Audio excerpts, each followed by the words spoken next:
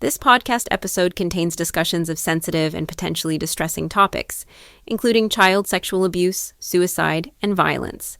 Listener discretion is strongly advised. If you or someone you know is struggling, please seek support from a trusted professional or contact local mental health resources.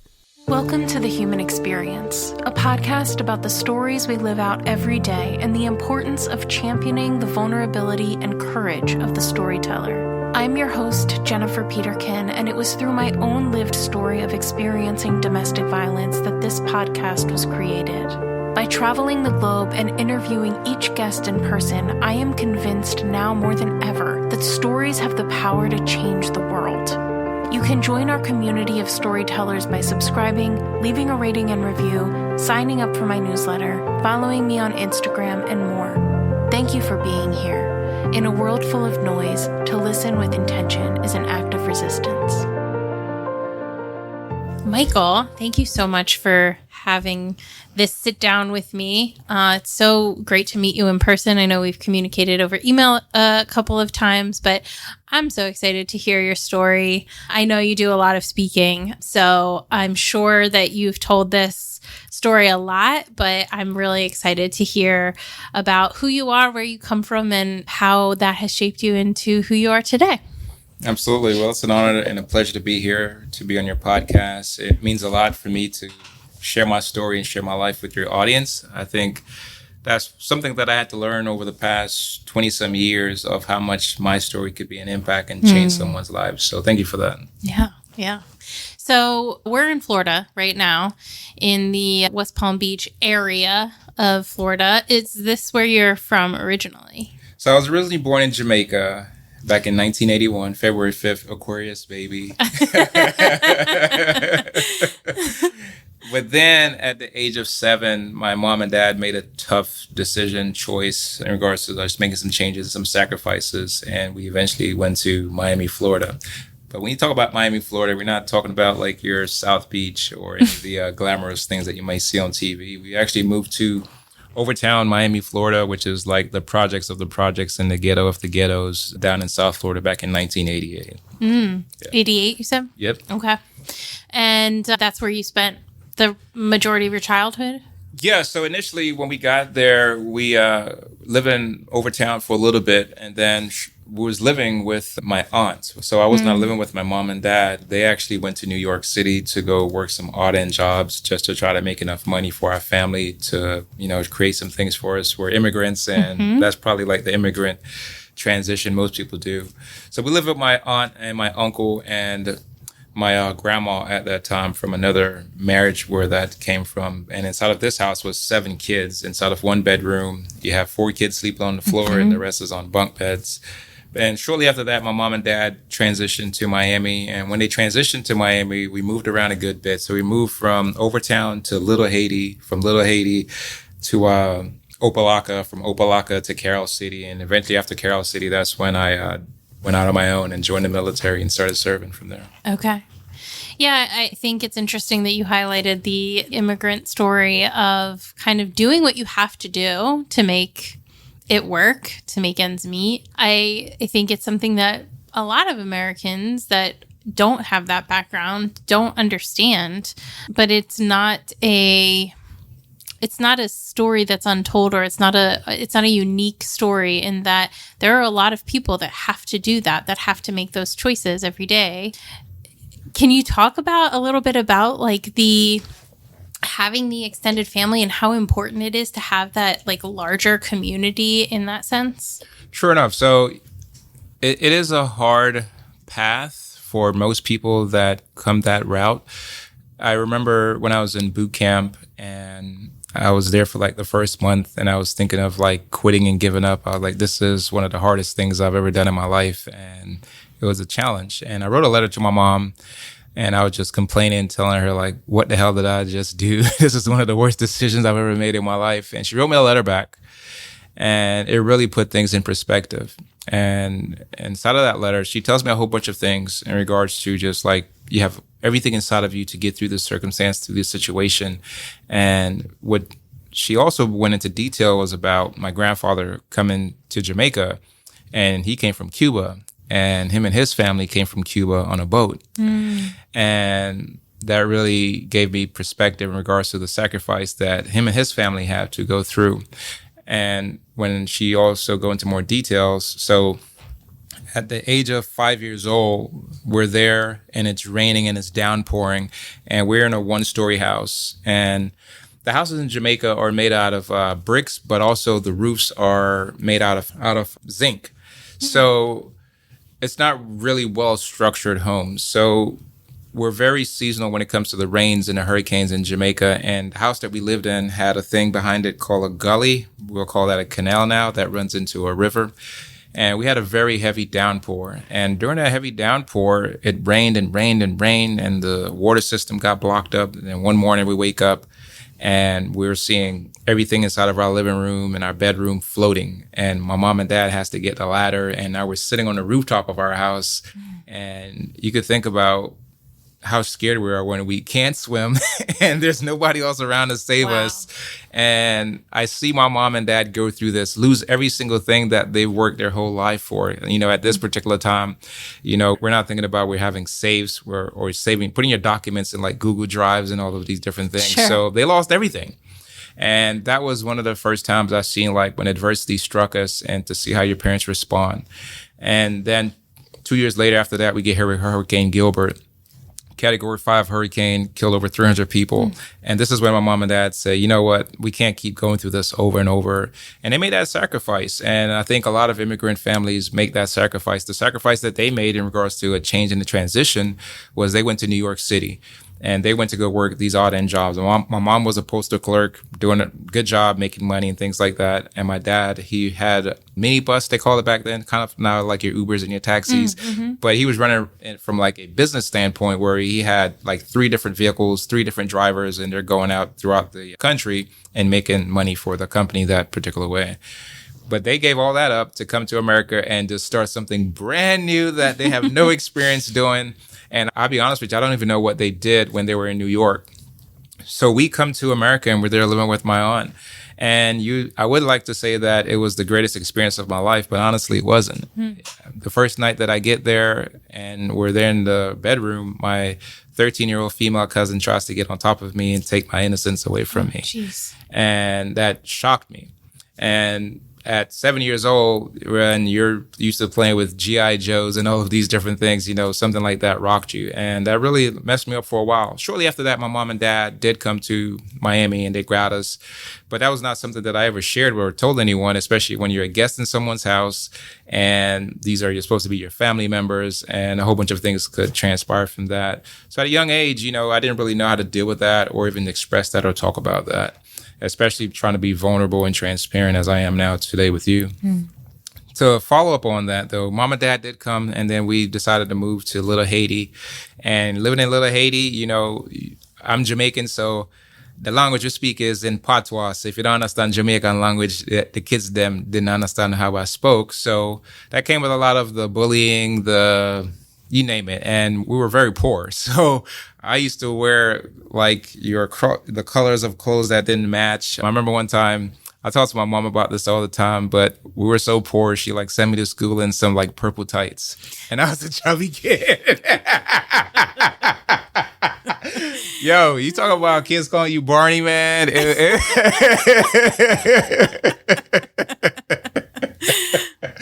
was wild. But anyhow, that came with a lot of like fighting and just a whole bunch of stuff.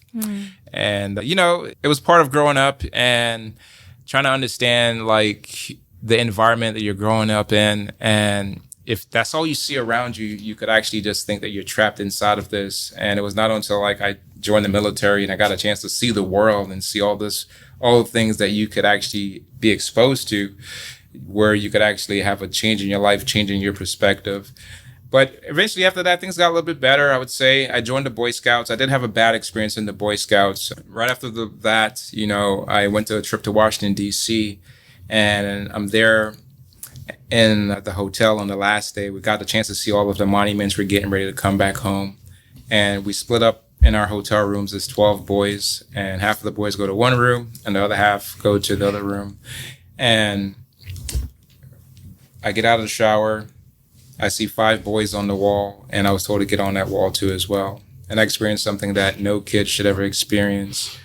And as a kid, when you're like searching for like your identity and you're trying to find a sense of community and so many other things, and for people to take advantage of you, to abuse you, really, really could shut you down.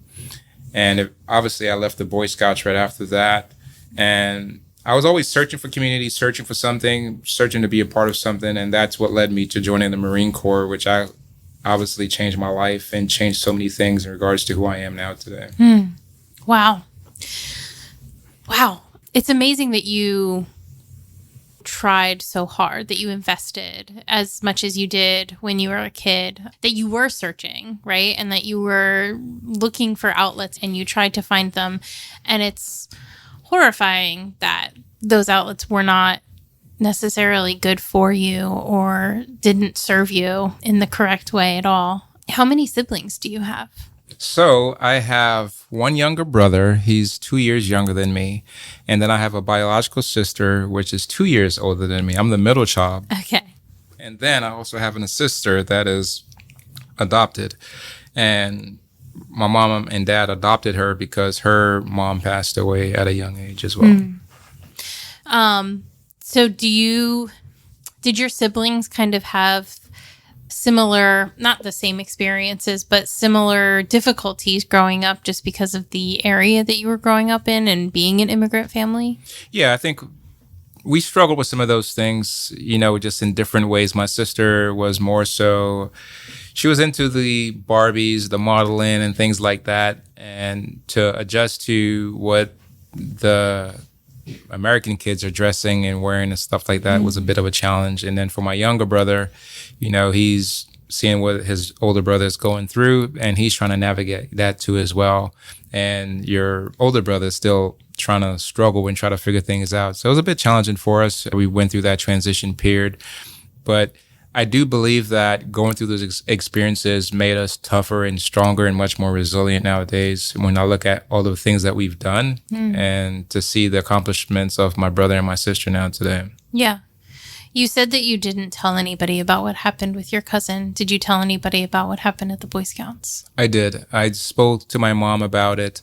And the challenging things for immigrant families and families that are not aware of the legal systems, the processes, the financial means, and all of these different things could give you roadblocks or bottlenecks. And I think that's what's something that we ran up against, especially when, to be honest, we didn't have any visas, we didn't have green cards, those types of things, so you take the chances of someone that has much more money, much more powerful things to either send you back home to your country or those types of things. So sadly, some of these things, we just kind of like put those things to bed and we never bring it up. We never talk about it and never address it. Wow. Yeah. That's a lot for anybody, but especially to feel like you really can't afford to have a voice. Right. Must be excruciating at times. So you said that you were constantly seeking, constantly looking for something to be a part of, something bigger than yourself. So you joined the Marine Corps. Mm-hmm. Why the Marine Corps? So, I was in high school playing football and unfortunately I had a MCL, ACL tear and lost an opportunity to go to the University of Wisconsin. But it turned out to be a blessing in disguise. I never knew what would have happened at Wisconsin. And I tell you that because I met a really cool guy from Wisconsin that I served with in the Marine Corps. It turned out to be one of my best friends. But I was there coming out of the chow hall, and then this recruiter sees me, Staff Sergeant Noda, and I had like the sad puppy dog look, and he was like, "Hey, come here, man, let me talk to you." And he started talking to me about all of the great things in the Marine Corps, none of the bad stuff. None of the bad stuff. Of course. But then he tells me, you can still go to college, you can use your GI Bill, you get a chance to travel and see the world. You'll be around a band of brothers that's always going to protect you, have your back. You're going to be in a sense of community. You're going to know what it's like to grow up and become the man that you really, truly want to be. You'll get a chance to find yourself and a whole bunch of things that comes with serving in the Marine Corps when it comes to like your discipline, the honor, the courage, the commitment, the sacrifices that you're going to make. And it turned out to be just that. I told my mom and dad about it. Mom and dad was like, hell no, I don't want you to join the military. You know, their biggest fear was you going to war, honestly. Yeah, of and course. They're like, I don't want you to go to war. You're going to die. And they thought the worst case scenario. But eventually, I told him, he convinced them. Shortly after that, I'm swearing in. I'm on the airplane. I get into Parris Island, South Carolina, go through that horrible HR process. If you ever know what it's like to join the Marine Corps, you fly in, you go to Parris Island, they put you on a bus. As soon as you go through the gate, they tell you to put your head down. A drill instructor gets on the bus. Get off of my bus! Get off of my bus! Starts yelling at you, get on my yellow footprints! They're cutting your hair, they're taking off your clothes, putting on new clothes on you, call your mom and dad for 30 seconds, tell them you made it, goodbye. And now you're under the control of somebody else dictating your life for the next 3 months. And that's why I was saying that if you're not used to that, you know, it could be a clear shock for you. And I was not used to that. As much as I played football and a coach was yelling at me, I still got to go home every single day. But now you're on your own and you're really trying to navigate and figure things out. And for the first month, the Marine Corps do intimidate you. They do get into your mind. They do get into your head with challenging you and seeing what you're made of. But when my mom wrote me that letter back, it really allowed me to like dig deep and like push and persevere. And if you have that desire to get through things, you will actually do it. And I did that. I graduated boot camp at the top of my class as one of the top squad leaders, had a chance to graduate meritoriously and do some great things. And with having that mindset, knowing that, you know, there's so much inside of you, if you just actually put your mind to it, you could go out and do some great things. And I did that. You know, that's why, you know, I never like regretted the decision that I made, because it helped like instill so many things inside of me that I never knew that I had. Yeah. Yeah. Did you join right out of high school? 17 years old. Okay. Oh my. Oh my. So your parents had to sign off for you to join. Yes. Okay. Yeah. I mean, you hear boot camp and you think like rough, right? And then you hear Marine Corps boot camp and you think double rough. Right. So, I mean, they're kind of notorious for being the difficult, I guess, outside of like the SEALs or something, the most difficult branch to get into or acclimate to. Looking back through that process, do you feel that, I mean, obviously there's value to it, but do you feel that there are certain people and personalities that thrive in it, and then there are certain people and personalities that maybe shouldn't be going through something like that? So I do think that there's certain types of people it's made for and certain types of people it's not. What I will say is if you actually do raise your hand and say you're going to go, the Marine Corps does a great job in shaping you, molding you, building you to get to your fullest capabilities of what they could get out of you and what you could actually get out of yourself too. And I say that as I remember I used to judge a person. If you were big, muscular, strong, that you should accomplish and do great things. And if you were small, skinny, weaker, then you probably should be feeble and you probably can't do a lot of things. Boot camp in the Marine Corps changed that perspective, that mindset from jump. Okay. And I say that because I've seen some of the most shortest guys. They could be like 5'2", 5'3", carrying guys 200 pounds and doing some jumping, crawling, swimming, shooting, doing all these things that you would never imagine or think that they could do. But somehow the Marine Corps makes you find this inside of you. And I've seen some of the biggest people that you could think are the strongest don't finish, don't complete. They complain. And I say that because it really comes down to what's inside of inside of your mind and what's inside of your head to actually push you through and get you through some things. And that really shows through the test of times. Whoever is the most mentally strongest is the one that's always going to push through and get through things if they face any challenge or adversity. Yeah. How long did you spend in the Marine Corps? 8 years. 8 years. Okay. Yes. So where did you go from? You were in Parris Island? Yeah. So after Parris Island, I went to Camp Lejeune, North Carolina, and I was assigned to second tracks where we were amphibious assault vehicle section leader. And after that, I went to Okinawa, Japan, right after 9/11. And after Okinawa, Japan, I was there for a year, assigned to 31st MEU. And then I went to Camp Pendleton, California. I think that was probably one of my coolest duty stations in California. It reminded me of South Florida too as well. Okay. And I was there and California, and that's when we got the word that we was going to get ready to go to Fallujah. So we took a tour to Fallujah for that 1 year time span, then came back from Fallujah, and I was in California for like close to another year, something close to that. And then when I was getting ready to re-enlist and transition again, I went to Quantico, where I became an instructor at the TBS school, teaching officers how to do what I do. Okay. Yeah. Very cool. I have some of this language, but it's been a long time since I've used it. What was your MOS? My MOS was 1833, which is an amphibious assault vehicle section leader.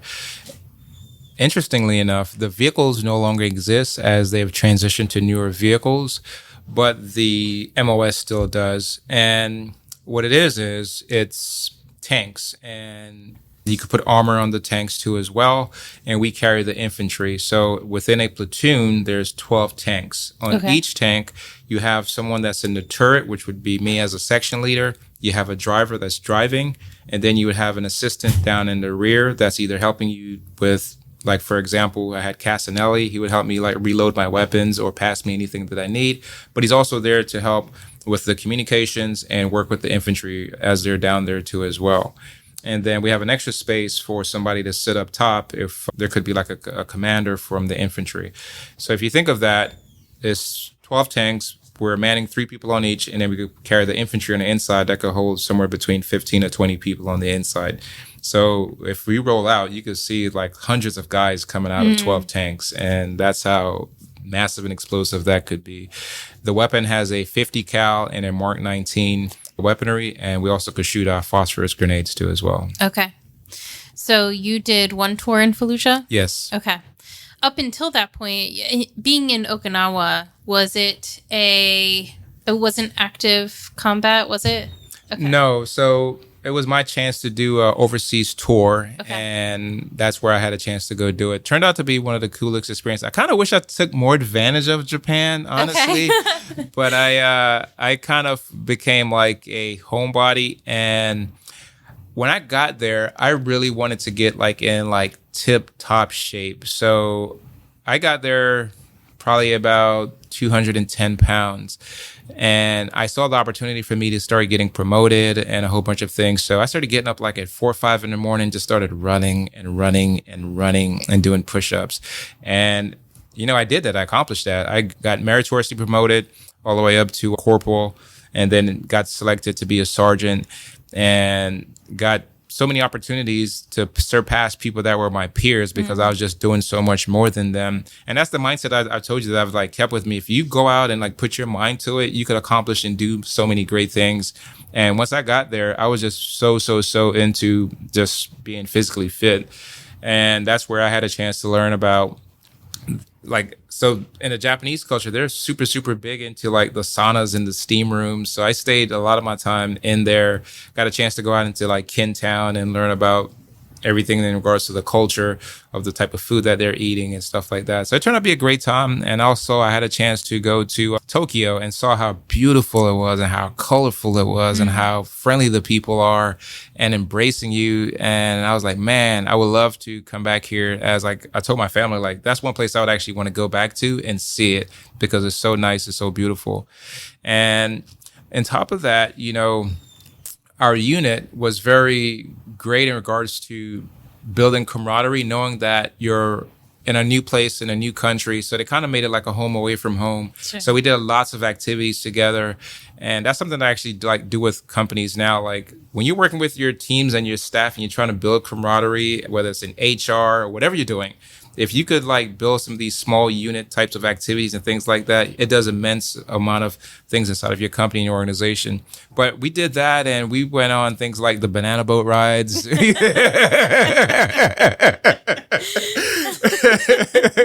We did lots of cool things. We went out to that's where I first learned how to eat like sushi, and I tried sake or the sake with the snake in it and all that different type of stuff. But it was cool though. But it was a good experience.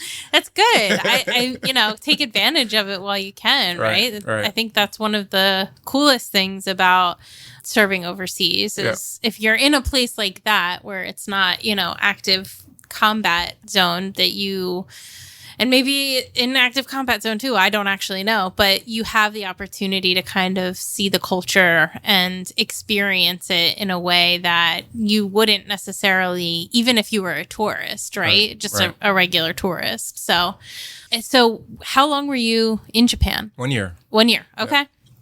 And then you came back, you said you went to California after that? Yeah. So I got to California and touched down in Los Angeles and took a taxi all the way to Oceanside. And that was like a $90 bill.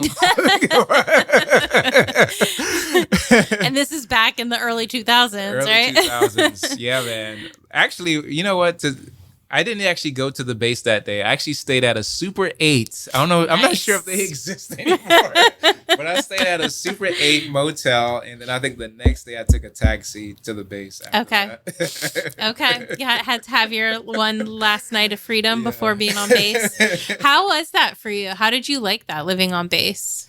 Living on base was not bad. You know, as a sergeant, you kind of get to kind of like claim your space. So I had my own room, and at that time, I've accumulated so many things. Interesting enough, when I think about this, so I had a big compact computer. I didn't have a laptop. I don't think laptops existed back then, to be quite honest. Yeah. So I was traveling with a computer, and we had sea bags. So I'm not sure if you're familiar with what sea bags are. So those are like our suitcase. So I had like 2 of those with my uniform, all of the clothes that I bought in Japan, because you could buy clothes over there super, super cheap.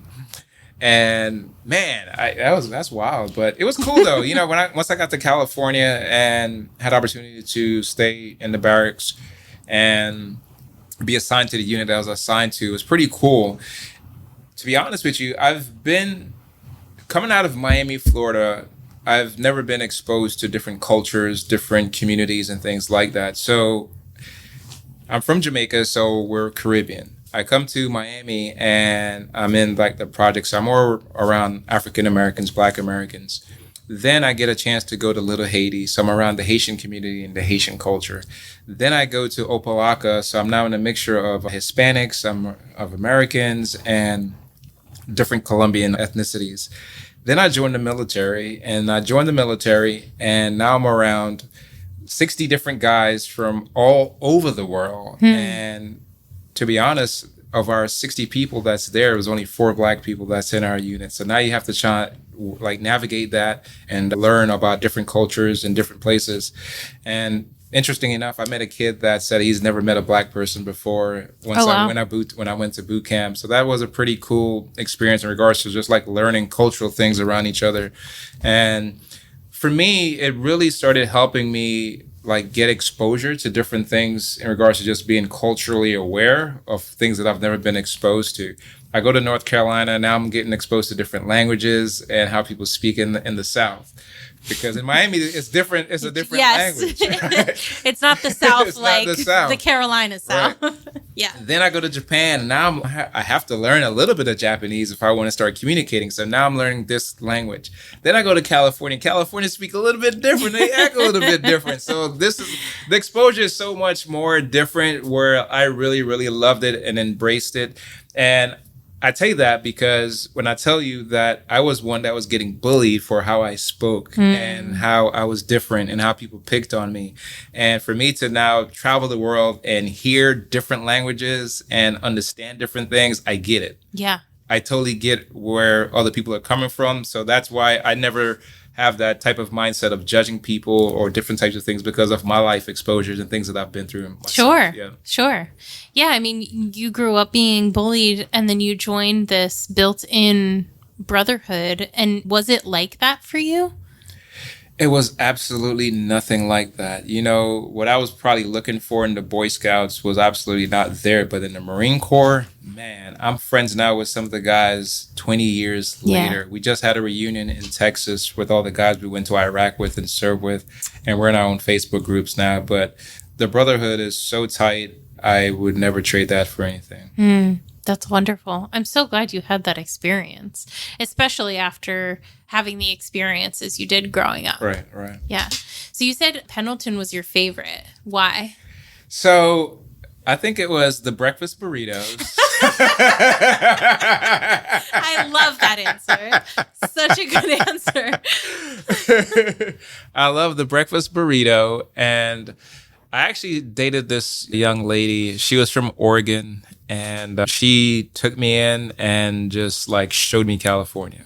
And that was one of the coolest experiences because I never really like dated like that. And then she just said like, here's this, here's Temecula, here's this, here's Carlsbad, here's Oceanside, this is San Diego. If you want to go to Mexico, you go here. But that was one of the coolest times I've had, and the people there was very nice. I never felt judged. I never felt treated a certain type of way. Everybody accepted me for who I was and made me like really embrace the community, embrace the whatever is going on there in the city. And the guys that I served with also made it really cool to be a part of the unit that I was in. And honestly, the unit that I was in, of all of us, there was only 3 or 4 African American, and you couldn't tell. Like, no one treated me a certain type of way or anything like that. Like, hey, come over to our house, come over to dinner, hang out with us, meet my wife, meet, those types of things. So it was really cool just to be there in California. Yeah. Do you feel like the bond that's built in the military kind of transcends all other things or differences almost? It does. It gave me the mindset, I think we always talked about like, we don't see color, we just see green, right? And that's how we looked at things. So I've never having that mindset, knowing that this brotherhood is, I have your 6, I have your back, regardless, no matter what it is, it's I'm here for you and you're here for me.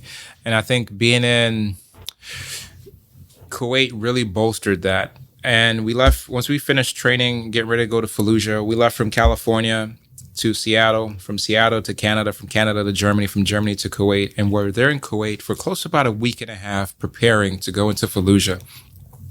But every single person that I served with, we had over 2.5 weeks to bond. And it meant a lot for what we was about to go into and experience. And now I knew how you think, how you process. I knew everything about these guys. I also knew everything about their family, and they knew about my family too as well, which kind of gave another level of empathy, but made you want to care more about this person and make sure that they get back home to their families and their loved ones. For me, especially as someone that was in a leadership position, I knew how much that meant for me in regards to like the responsibility and how accountable I had to be for them too as well. Yeah. I mean, it's a very concentrated experience, right? And so it's almost like a sink or swim moment, right? You either figure out how to be together and to be a team and a unit, or you're all kind of screwed. So why did it take so long to get there? I'm going to say that's probably navigational reasons and probably some intelligence reason that I probably did not know why, but I'm pretty sure that's what it was. That was the longest flights I've ever been on. One of our friends posted on social media a couple months back when we actually left. So we left around January, February-ish, and every place that we stopped, we got a chance to like go inside of like where the hangar bay is at. And they had posted the picture of us walking onto one of those airplanes, and it was like in the snow, and you could just see everyone's like face as in like we're locked in and focused. But it was frigid cold. But not where you were going. Shoot, Iraq was 120 degrees every single day. Oh my gosh. Every single day. Oh my word. I came back about 170 pounds. My friend made a video and he had posted it, and I looked at the picture and I was like, wow, I was so skinny. so skinny. Yeah. So how long were you in Iraq?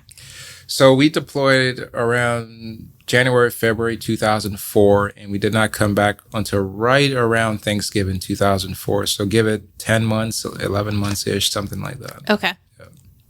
So obviously that's a very different experience than being in Japan or California.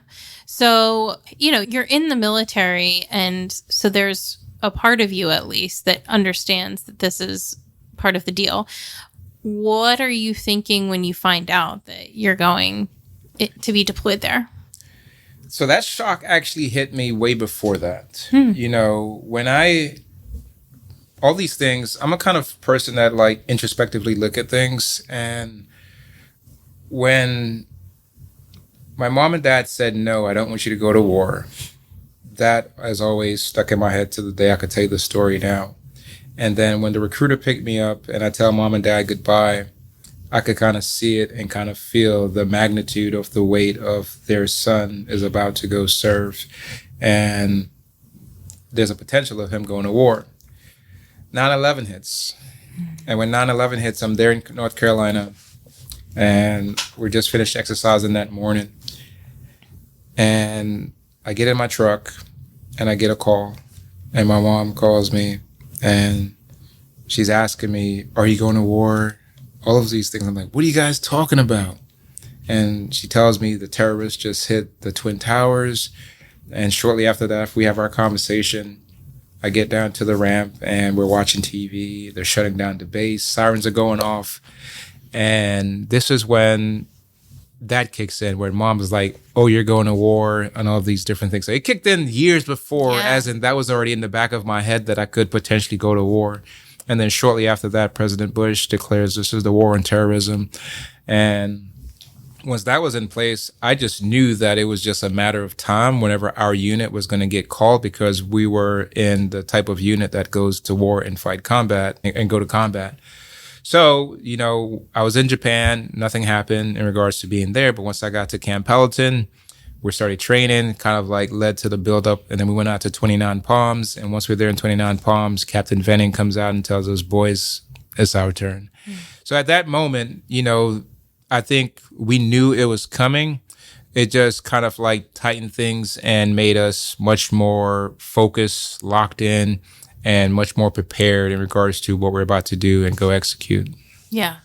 This may be a really stupid question, but was it, overall, was it what you expected it to be? I don't know what it was going to be in regards to expectations. I'll say this. I think we had trained and prepared for every circumstance and every scenario. But I've never been to Kuwait. I've never been to Iraq. All we could do is recreate certain types of scenarios. So we've done all of the gas mask training. We've shot thousands of bullets. We've driven our tanks to maneuver in and out of things, how to repair if we was to get shot here, these types of things, how to do first aid, you name it, how to carry a person if this was to happen. And then in addition to that, we went to the FBI. We had like an FBI setup training where you get to do like the close quarters types of shooting, kicking indoors types of training. So we started doing those types of training too as well for scenario based types of hostage situations. So we prepared for all of those things and ramping up for that. But once we got there, we didn't know what mission or assignments we were going to get sent to or do. And what we would say is that we were prepared to handle most things. We get there. Once we got to the FOB, and the first night that we get there, we're mustered around and we hear incoming. And now we're like scattering and trying to find cover. And obviously they saw all of these vehicles come into their city, and we find cover and we got mortared, and mortars started coming in day one. And this is when, for me and everybody else, I'm pretty sure would say like, this crap is real. And you could potentially lose your life here in any given moment. In preparation to that, I don't know what's going to take place. So I honestly cut off a lot of things in my life. So like the girl that I was dating, I broke up with her, all these things, because I didn't want other things that was tied to whatever I was going on with. My car, I got rid of my car, everything. I told my mom and dad goodbye. All of the things in regards to dying, like your will, your life insurance, you name it. I did all those things not knowing what was going to take place. Yeah. It's a lot to process mentally. Just, we think about war or combat even, and I feel like for civilians, we think about it in the context of like that moment of combat. But there's a lot that comes before that and obviously after as well. But there's a lot of stuff that you already had to mentally process before you even get to the point where you're stepping on that plane to leave. How was it saying goodbye to your family, knowing that it was something that your parents had struggled with you even doing in the first place?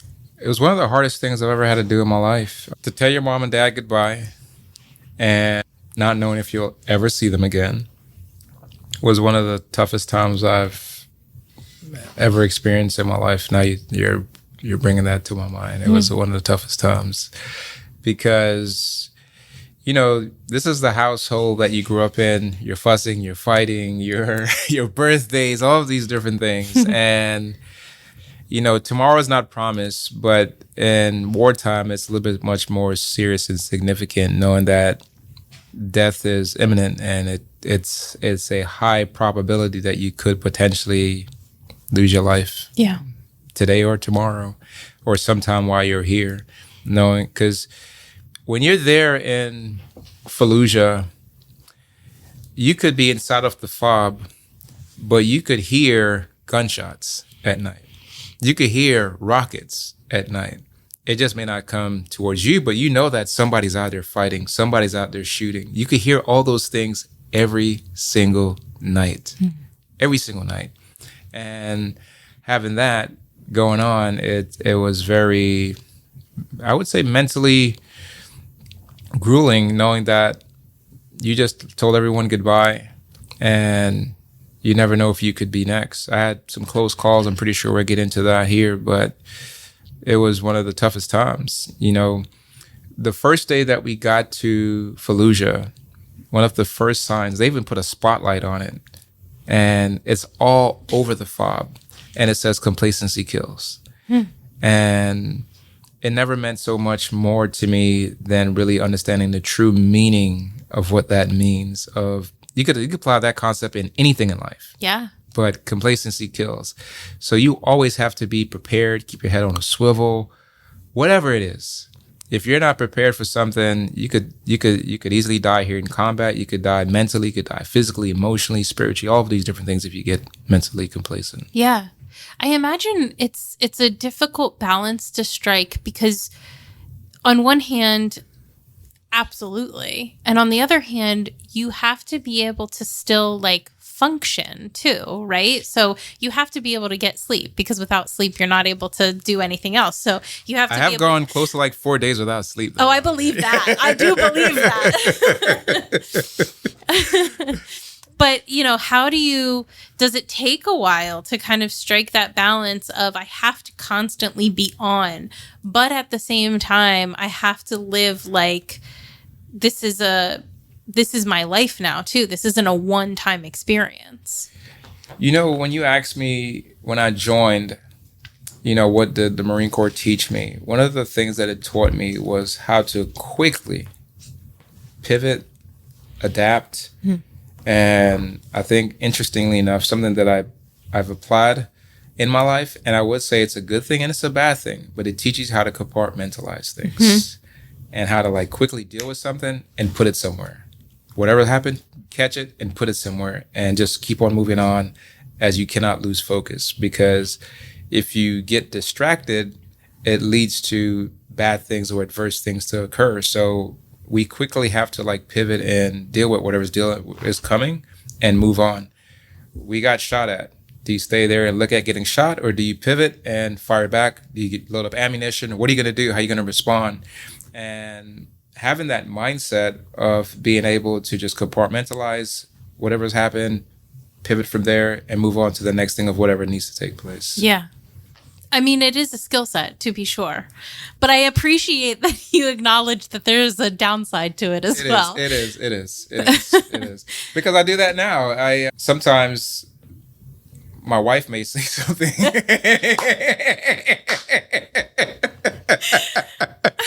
And I have to compartmentalize what's going on and catch it and put it somewhere because I don't want to deal with it. So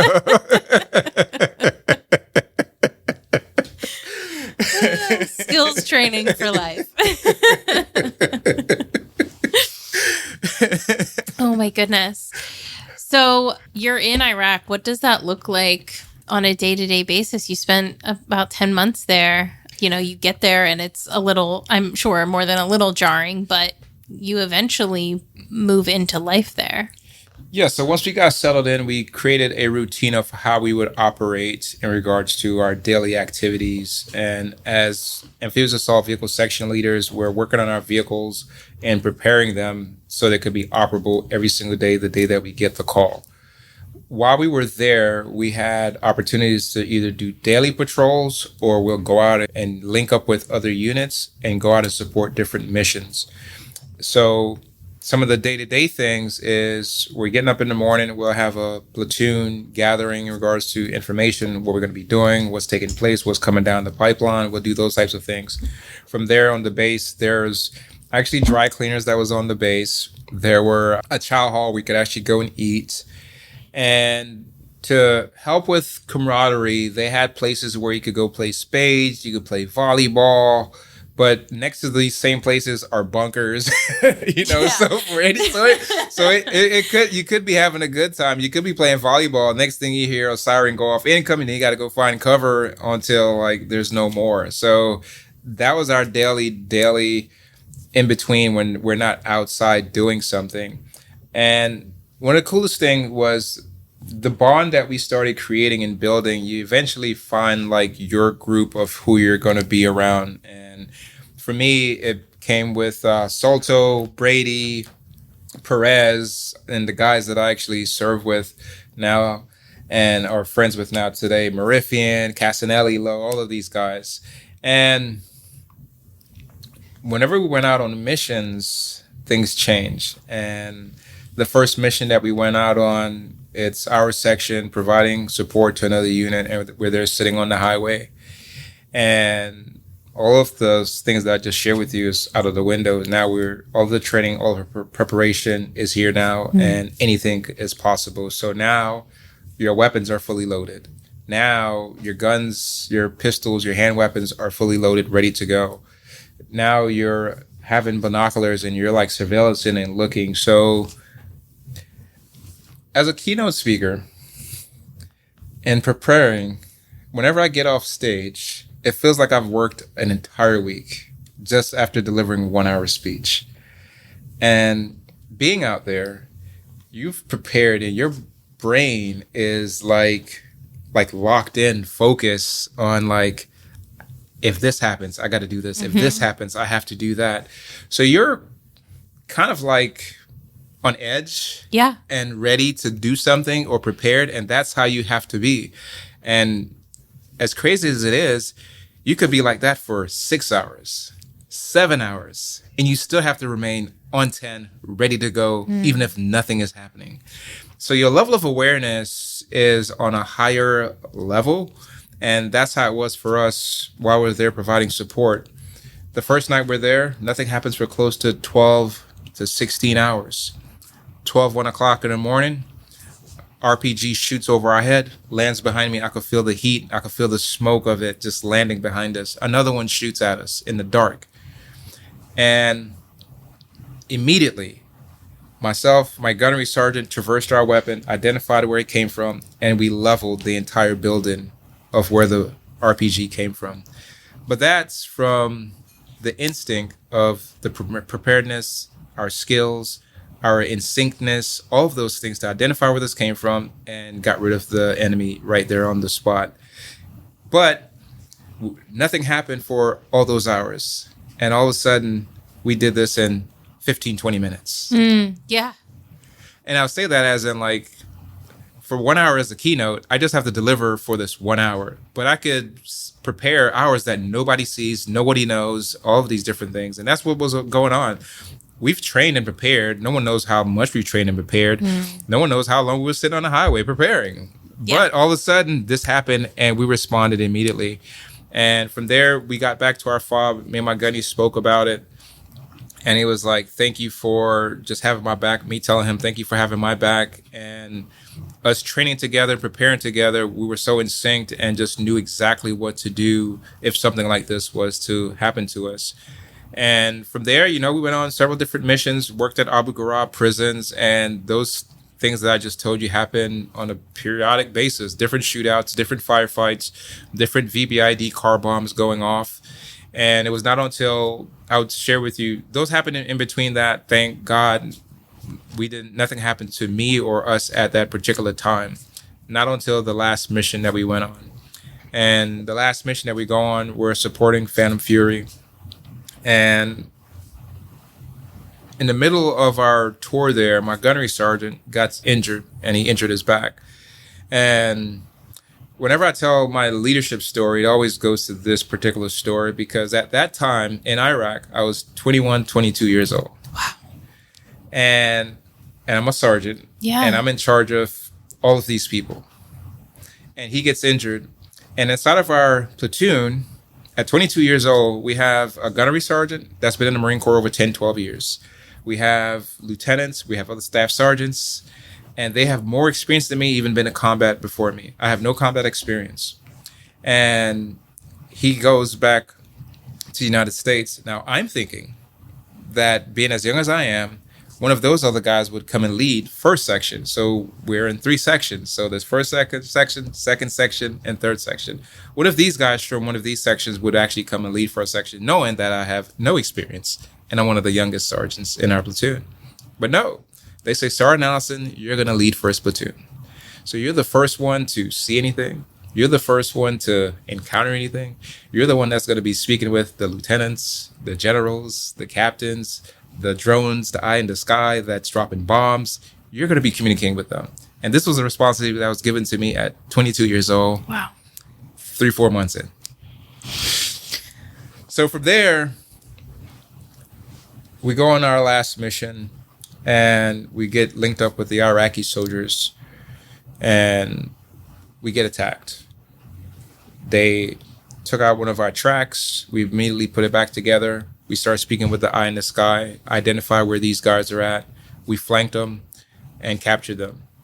We go to their house of where they're at. They come out with their hands up and we capture them. And I'll be honest with you, we beat the hell out of them. We messed them up. They had nothing but RPGs, grenades, pistols, ready to take our lives. We turned them in. And we come back out the next day to link back up with our unit that was set up in a 360 perimeter. And while we're going around delivering ammunition, water, MREs, we're going around and we get to the last vehicle. And the last vehicle is a Hummer that has in the center one of the machine gun turrets. Hernandez is on there. The doctor is in the passenger side. My gunnery sergeant, he's in the back smoking a cigarette. And my best friend Soto is in the driver's seat. We give them their supplies, and we pull off. 5 seconds from there, I hear boom! The blast tilts my track, slams me back down. I didn't even realize it, but the shrapnel from the car bomb gashed me above the eye, gashed my shoulder, knocks me down inside of the turret. Castanelli comes and grabs me. Sergeant Allison, Sergeant Allison! And he grabs me. And once I came back to, we get on the radio and Captain Venning is telling us we could get out and secure the area. And I get out and I see my gunnery sergeant blasted away from the Humvee and he has blood running out of his ears. The doctor, his legs is blown off. The weapon where Hernandez is at is around nothing but metal. It blows half of his face off. And my best friend Soto, kid from Wisconsin, Caribbean kid, I see his stomach on the inside of on the steering wheel of the vehicle. And this was a 500-pound VBIED car bomb that drove up on them and took them out. Eventually, we secured the area, and I had to put my best friend in the body bag.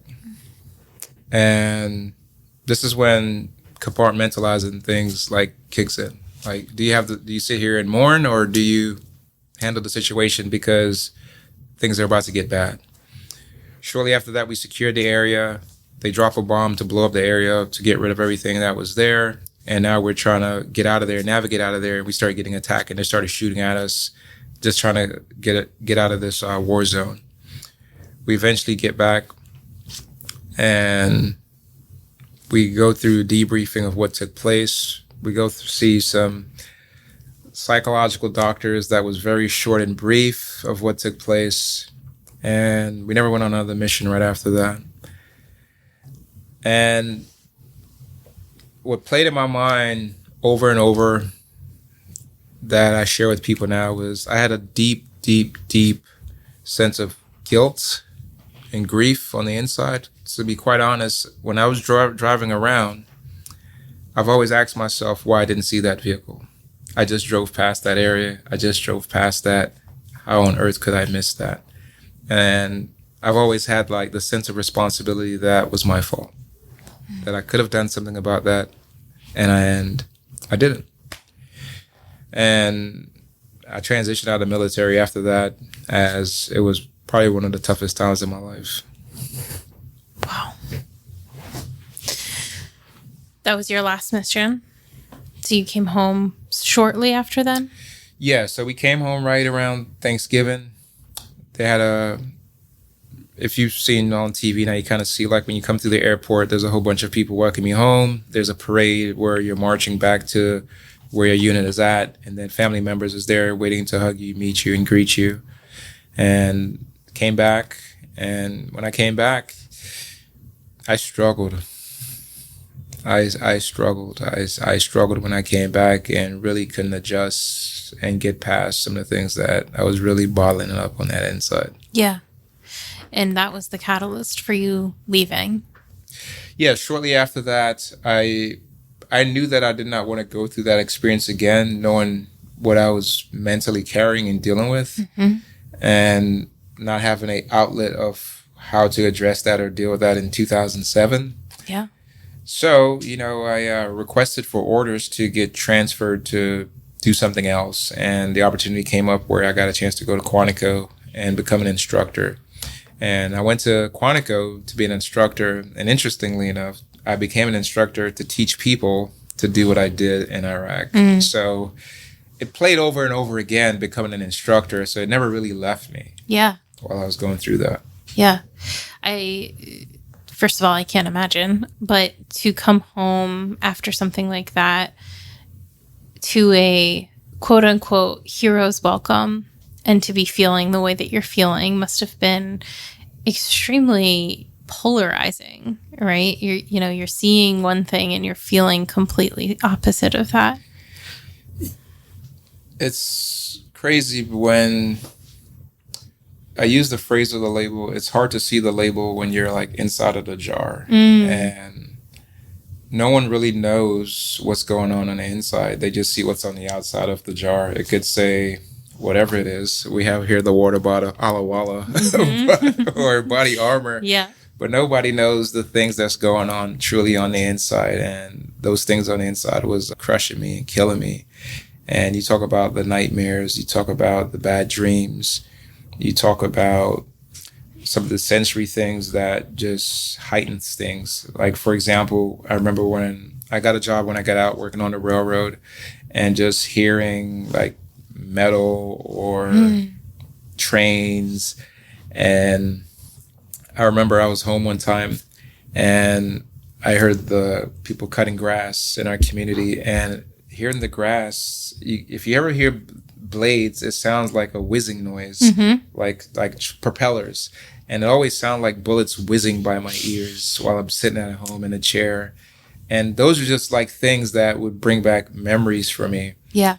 And it was not until I was working on a railroad and I'm a train master, and I get a call in the middle of the night from the dispatcher and says, "Hey, Mr. Allison, we have a suicide." And I show up and I see this body cut in half, and I have to do the reporting on it. I see the person, they're putting them in a body bag with the coroner. The news is there asking us to do reports. And the next morning, I had to report what took place. And I reported, and I broke down. And for over 10 years of my life, since I got out of the military, never addressed it, never talked about it, never told anybody like what took place. And that was when I decided to go check myself into the hospital and say, I need help. Wow. 10 years later. 10 years later. Because when you're teaching at Quantico, you're still...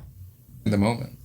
What's that? I'm still in the moment. Yeah, but you're also still in the military. Yes. You're not a civilian at that point. So it was after teaching for a while, you got out. How did you start working on the railroad? So when I got out, I honestly did not know what I wanted to do. I just knew that it was time for me to get out. And at the time, I was married, getting ready to get out to my first wife. And we're trying to figure out where we're going to go, what we're going to do. And as I'm getting ready to get out, this guy comes up to me and says, "Hey, have you thought about working on the railroad?" And I said, "Sure, I'll give it a shot." I don't have any grand plan of what I'm going to do. I thought I was going to go become a police officer. I thought at that particular time in 2007, the war was still going on. Mm-hmm. So there was all of these government contracting jobs, kind of like mercenary types of jobs. We could actually go back to Iraq, go back to Kuwait, Fallujah, Afghanistan, and actually still fight the war, but still be a contractor. So those types of jobs was out there. So I thought I was going to go back and do something like that. But then she got pregnant, and I was like, I'm not going to leave my son. Mm-hmm. So with that being said, the police turned me down. I don't know because of me being a veteran or whatever, but I know that I was well qualified to become a police officer at that time. With that being said, I didn't get it, and I was unemployed. And being unemployed, I'm trying to figure things and navigate things. And then the railroad called, and they offered me the position of being a conductor. I worked being a conductor in Columbia, South Carolina, and I did it for 6 months. And I got laid off during that time. So then I become unemployed again for another 2 months. And I go back home to Miami, Florida, and I'm like, this cannot be my life. The only great thing I would say that came from that experience was I got laid off right around August, and my son was born August 18th. And so I was there for his birth. But immediately after that, I get a call from that same supervisor there in Columbia, South Carolina. And he says, "Hey, Michael, when you was here, you was a great employee. I saw you bust your butt.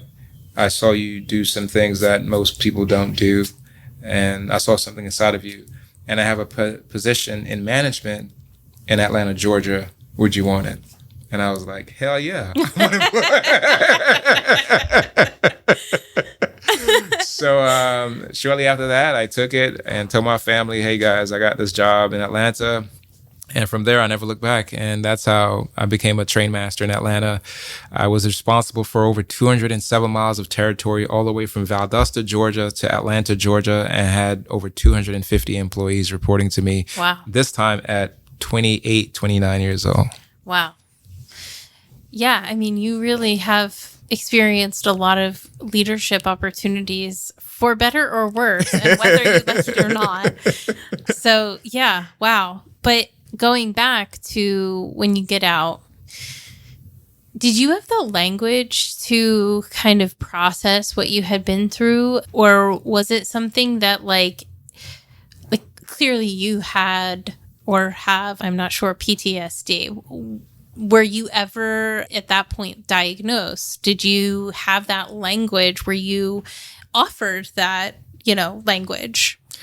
So this is what I talk about now when I work with, I just spoke to Microsoft about this, but when I got out of the military and the war was still going on, there was a stigma around PTSD and mental health. Mm-hmm. And if you had any of those symptoms or anything that's tied to that, you were not going to get employed and you was not going to get a job.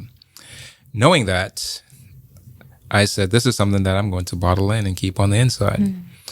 Hence why I went through that whole period of what happened with the suicide. So with that being said, I worked on a railroad and people knew that I served, people knew that I was in the military, but did they know what was going on, what I was dealing with when I went home? No, absolutely not. And I struggled with that in between that time frame. So honestly, in between that time frame, my professional life was going really good. At work, I could show up and do all of the great things that you're expecting me to do. But behind the scenes, I was struggling. So I went through a divorce with my wife because of lots of things that was tied to the stresses of dealing with some of the things that you're dealing with, and some of the things that she probably could not understand that I was going through at the time. And unfortunately, that same night that I got that divorce, I got a DUI. And I went to jail. I had to do community service, had to report to a probation officer, and I had to go through that process there. Thankfully, I never lost my job. Yes. But that was something that I was struggling with at that time. And what started creeping up, which led to me checking myself into the hospital, was the job is an on-the-call job. So on the call means you could work from 9 to 5, but if there's a derailment, a sick employee, whatever, at 10 o'clock, 2 in the morning, 4 o'clock, Mr. Allison, this is going on. You got to get out of bed and you got to go deal with that. So that was a part of the problem that was tied into my marriage with that, to be honest. But in regards to sleep, rest, all of these things that you need to like optimally perform was not there. And that became a struggle. So I found myself sometimes like drifting off the road, daydreaming, all of these different crazy things that was occurring to me. And I never knew why. I was just going through the motion because no one ever educated me about what PTSD is, what a traumatic brain injury is. And it was not until like these things started becoming much more clear where I was starting to understand, like when I started like working on myself and fixing myself and changing my life, where I actually started learning what was taking place. It was not until somewhere in between that time frame, honestly, I got into a fight. And I was in Miami and I went out on my brother's birthday. Some guy headbutted me and me and him got into a fight. And I went to jail from that fight. And I was actually still in the Marine Corps. And when I got back to Quantico, the military police says, "Hey, Sergeant Allison, we need to talk to you." And I thought I was in trouble. And actually, when they called me and they say, "Hey, we heard you got into a fight," and I tell them what happened, what took place. And what took place was this guy called me the N-word. And I always grew up where like you don't take like disrespect, and I didn't let him disrespect me. So me and him got into a fight, and from that, me and him ended up in jail and got a lawyer. Everything got dismissed, and all that stuff got taken away. So that's the short story to that story there. With that being said, when I got back to the base, they say, "Hey, since you got headbutt, we need to take you to the emergency room." And they took me to the emergency room, did a CAT scan on my brain. There was a hole in my brain that I never knew I had. What? Or anything. And I had to start getting treatment and a whole bunch of stuff. So it was lots of stuff, either from like, it could have been from the bomb, the car bomb. It could have been from a whole bunch of things. Yeah. It could have been from the headbutt, but it was not until that exposed that and showed that of some of the things that I was mentally dealing with, where maybe I was not even processing things clearly and stuff, but I never knew. And that actually brought light to that situation. Wow. Yeah. I mean, it's interesting because it depends on what pocket of the world you're in, because I feel like there's a lot of people that are talking about brain injuries and PTSD and how serious it is and what the effects are, how it can affect you later on in life. And then I still feel like in some places we're in like a prehistoric era where like we don't talk about that and that doesn't exist. And so it's really interesting the differences that still exist within the conversations around it. But when you talk about checking yourself into the hospital, do you feel like that was a rock bottom moment for you? Like, do you feel like you didn't have any other choice at that point? At that point, I would say yes. I had nowhere to go. So you got to think about it. At this particular time in my life, I'm going through a divorce. I'm dealing with potential child custody battle with my ex-wife. I just had a DUI, and I'm in isolation pretty much because I'm living by myself. My family is back in Miami, and I don't know anybody where I'm living at. And I'm just going home to my own issues and my own problems. And going to get help at this hospital, I thought it was going to be a good thing. And it initially was okay. But what I've learned throughout this entire process of trying to find a counselor or someone to work with or psychiatrist is like, it has to be a good fit. And when I went to go meet this person and go through the initial phases, it just felt like I was speaking and talking to like a robot, and it felt like somebody just is going through a checklist or just reading information that they're regurgitating from a book. And it was never a connection.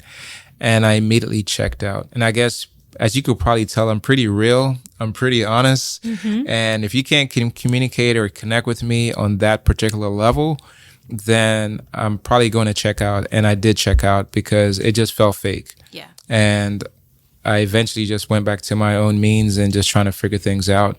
And from there, I don't think I went back to a counselor probably like another 5 years. Okay. Wow. So how did you start to process things without, and just a disclaimer, I think personally therapy is great and it has its place. I also recognize talk therapy doesn't work for everybody. There are different modalities. So with that disclaimer laid out there, how did you start to process things for yourself after that? So my transition changed a good bit. When I left the railroad from that suicide, this is what happened. I told my supervisor what was going on with me, and I needed to take off some time from work. I got put on FMLA, and shortly out on being on FMLA, I got a letter in the mail of being let go from the company. Wait, what?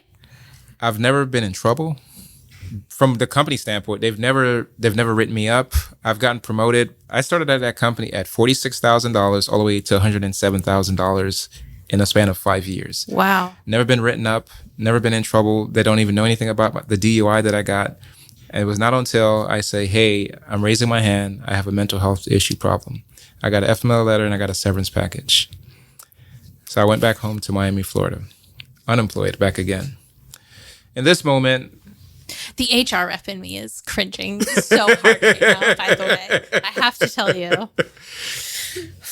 So that's how I left the railroad, not on my own terms. Yeah. I said, all right, well, this is what life is throwing at me, and I've been through a lot of stuff, so I know how to figure things out and what's going to take place after that. So I went back to Miami, and now I'm back to being a single dad, but now I'm in my son's life, and so it kind of works out. So I said, I did join the Marine Corps, and I did get this thing called a GI Bill. so I'm going to go back to school and just trying to navigate things. So I go back to school, and I get a bachelor's degree in information security, and then following that, I got a master's degree in business. And all of a sudden, the Department of Veterans Affairs offered this opportunity for veterans to become IT project managers in Washington, D.C. So I applied, and I got it. And I would go to Washington, D.C., and I become an IT project manager. And I'm there, and I get a chance to work with Colin Powell, General Shinseki. I get a chance to be on Capitol Hill, and my life is just changing, and it's like going crazy, crazy good. And it's going really well. And I'm there working, and I met this young lady in Georgia, and she decides to transition with me to Washington, D.C., and we're there now. And all of a sudden, we move in together, and she's starting to noticing, like, I'm jumping in my sleep. I'm having all of these things that I don't notice for myself. And she was like, hey, I think you need some help. I think something is going on. You're talking in your sleep. You're fighting in your sleep. You're sweating in your sleep. And I think you need some help. So she was never part of my military journey. So she has no clue of some of the things. I just like tell them stories, but they don't get it. Yeah. Right. So I go and I get help, and she says, I found this lady named Dr. Judith. And I sit down with Dr. Judith, and she's a holistic type of person in regards to like the counseling and the services that she offers. And she taps into my childhood. She taps into the military. And this lady really gets me and sets me on the right path. And this was when I started like believing in therapy. I started believing in counseling because of how she connected with me and getting me to truly understand some of the things that I was dealing with. And from there, things are going great and my career is going great. But unfortunately, me and my wife at the time, we decided to get married, and we're now living as a blended family. And at that same time, me and my first wife is going through a child custody battle. So for close over 3 years of my life, I'm flying back and forth from Washington, D.C. to see my son and in a courtroom between that while me and her is together. And it was tough. It was very tough. And throughout that time frame, it was not good. And after 6 months of being married, I just said, I'm just going to file for divorce because I still have issues of things that I'm dealing with. And it's not a good environment for her, for her son, my son, and things that I'm dealing with. And I found myself back again in isolation. And I'm relocated to Tampa, Florida. And I'm there in Tampa, Florida. And I'm working. And at this time, this is when I really, truly kind of lost myself.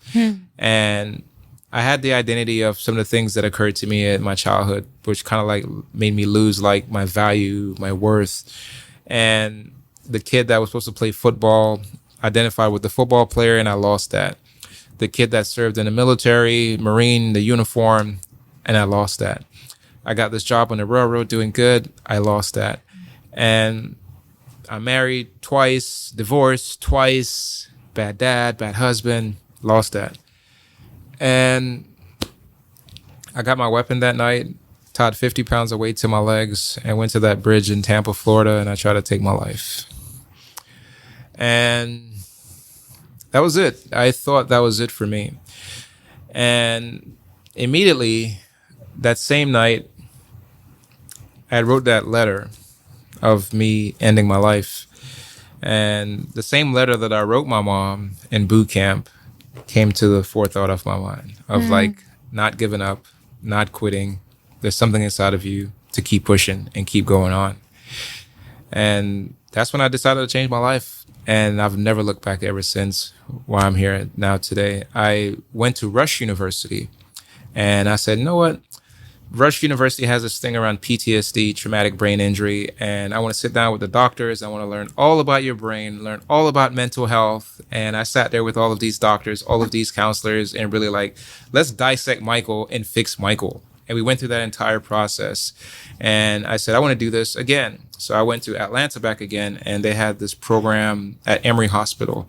And they were teaching me about prolonged exposure of the type of things that you keep telling yourself over and over and selling yourself. So I went through this entire process of understanding that because this was a part of me that was tied to the grief and the guilt of thinking things was my fault. Mm-hmm. So we had to like really break that down and get that thought out of my mind.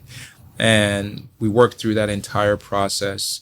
And then shortly after that, I wanted to change because I'm someone that's kind of like stays to myself. So I've always been in isolation, and how can I get out of that, engage, and how can I sustain that? So I found myself in a men's group called the Freedom Group, and I was around these guys, and I started sharing my story with these guys, and they started sharing their stories with me. And when the point of freedom is to like set yourself free and have freedom of all of the things that's been holding you back, that you've been bottling in.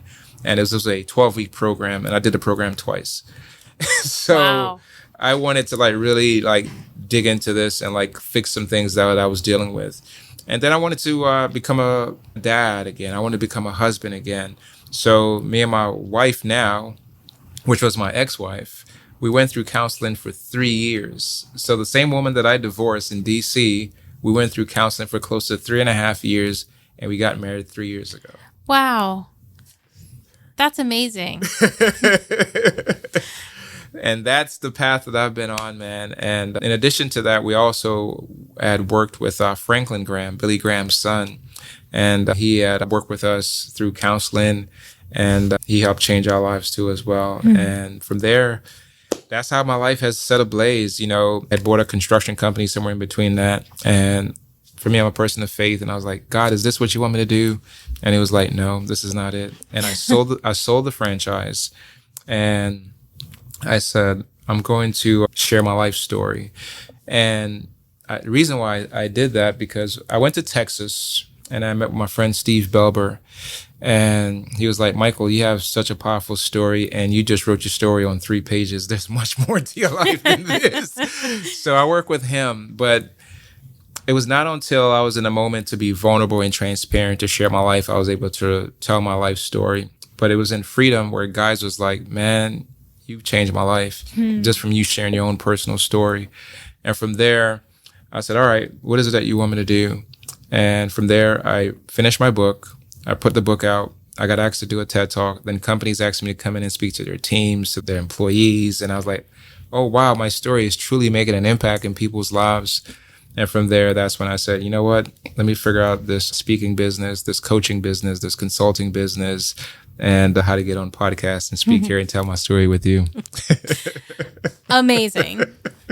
So did you start the Adversity Academy? I did. Okay. So that is what was born out of all of that. My life was filled with adversities. It certainly was. Yes. Yes. That is a true statement. I love your whole story, but so vulnerability, what does that mean to you in terms of how, once you tapped into it, how did your life change, and why is it important to show up in vulnerability? There was so much power in vulnerability. You know, inside of our head, we keep telling ourselves these stories that we're going to be judged, ridiculed, and there's so many things that's tied to that. But vulnerability and transparency is like a healing process and a healing mechanism for you. And when you realize that this is something that's beneficial to you, you tap into that. And I just started tapping more into that. That's why I started deep diving. And I realized, like, this is my healing journey. This is my healing path that's going to get me towards my destination of what I want to do and accomplish in life. And as I kept going at it, I was like, oh, I'm getting better. Oh, I'm getting better at this. Oh, my life is changing.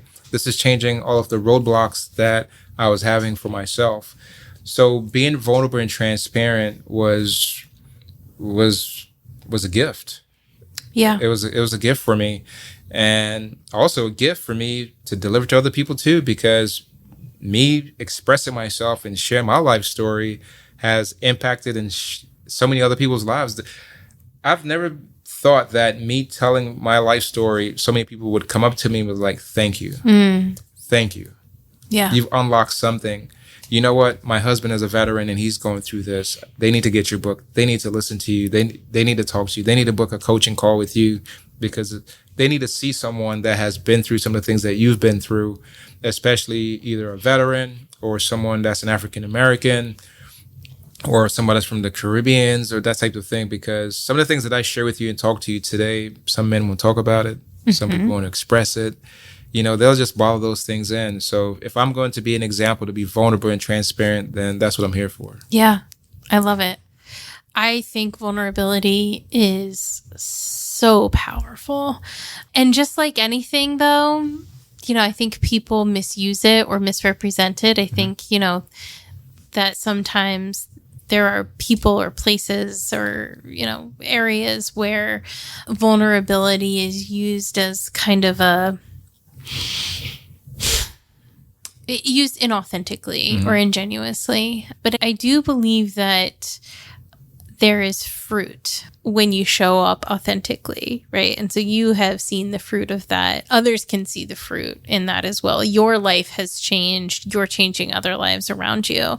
And I think that it's just such profound proof that these tools that we all have within us are so incredibly important into making connection and showing up for each other, but also for being successful. I agree with you. So when you say vulnerability, another thing is when people are looking at you from a certain standpoint, I think everyone wants connection. I think everyone wants to be a part of something. Everybody wants to be loved. Everybody wants to engage. And it's who's willing to take that first step. And I'm just here to be the one to say I'm willing to take that first step, to let you know that I'm human, to let you know that I'm authentic, And being able to raise my hand and do that is the first step that I've seen to help people get past certain things, because unfortunately, sometimes people don't believe some things can occur unless they see somebody else do it. And knowing that I have that opportunity, it would be disingenuous for me not to do that. Knowing where I've come from, knowing my experiences, and I would feel that I would be at a disservice to do that to anyone. So that's why, I genuinely love what I do. I love when I get on stage and I tell people my stories, and I could see people either crying, I could see people, because to me, that's like a breakthrough for them. I could see people writing notes down. I know that's a breakthrough for them. So that's the beauty of vulnerability for me. Yeah, I agree. And, I think, not to plug my own stuff here, but there is an inherent value in storytelling. And in, storytelling, I believe genuine storytelling requires vulnerability on some level, whether it's fiction or not.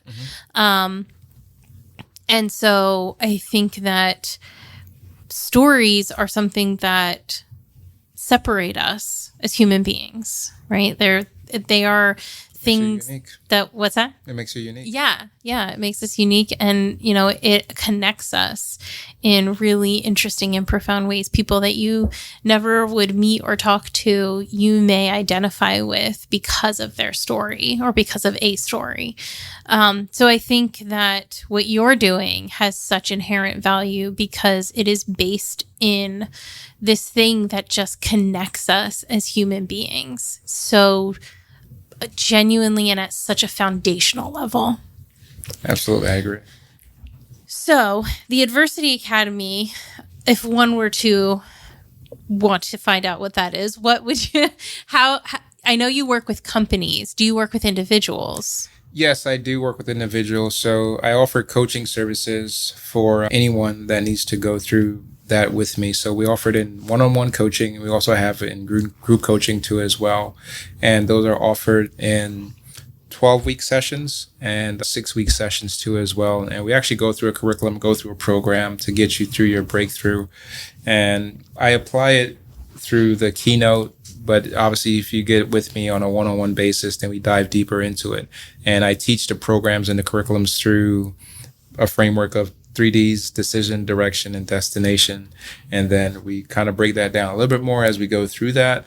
But that's what I actually talk about with people on stage as well in regards to the keynote, and go through my story and how we could apply it to your life too as well to find your breakthrough. I love it. Have you found that, well, let me back up.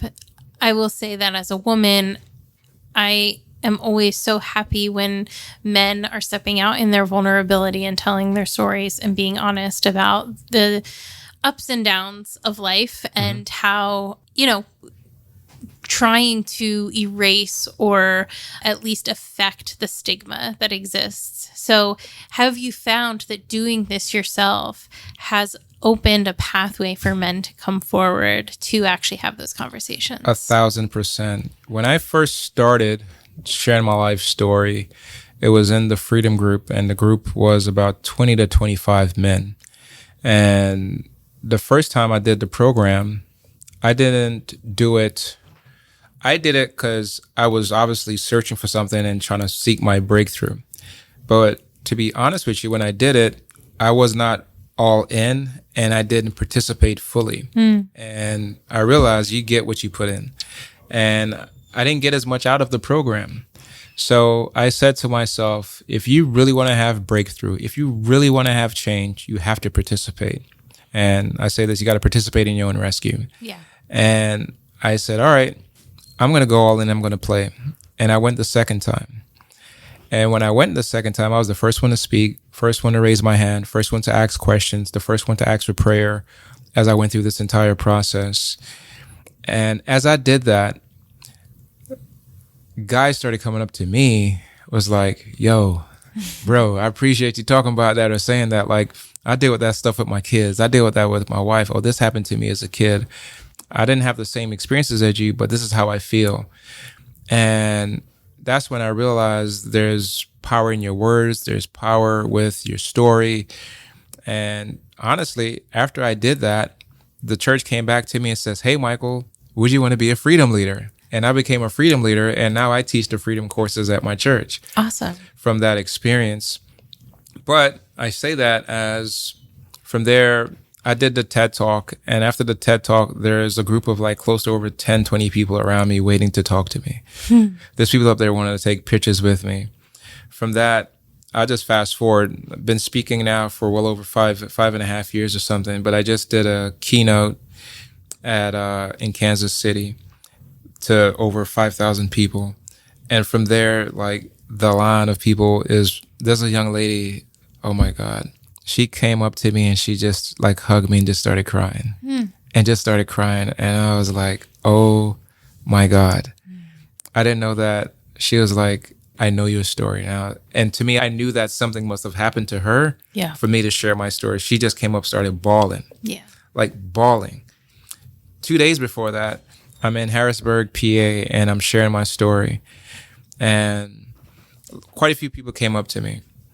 But this lady comes up, Elizabeth, and she said, it's United Way nonprofit. So she said, I work with people that have gone through some of the things that you've been through. And she was like, you're the best speaker I've heard in 17 years. Wow.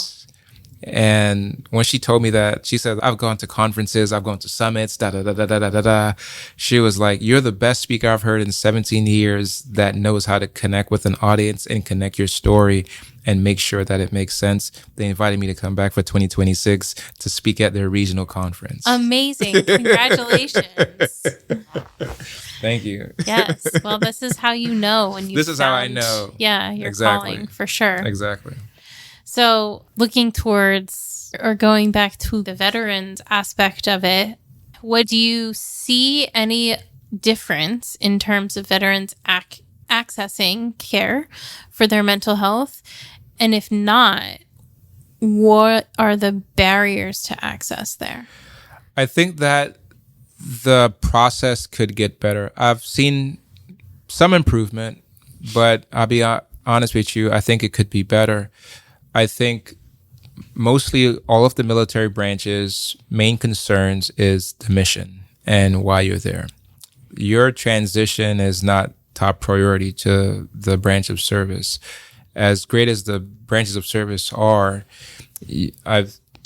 whenever I work with companies, I say this as like the military is one of the best structured business that you could ever see. If you think about it, it could cycle through hundreds of people and the business still goes on. And if you ever look at it from a business standpoint, I came in, I served, but there's another person behind me that's going to get on those tracks, that's going to go shoot those guns, that's going to do all these things right behind you.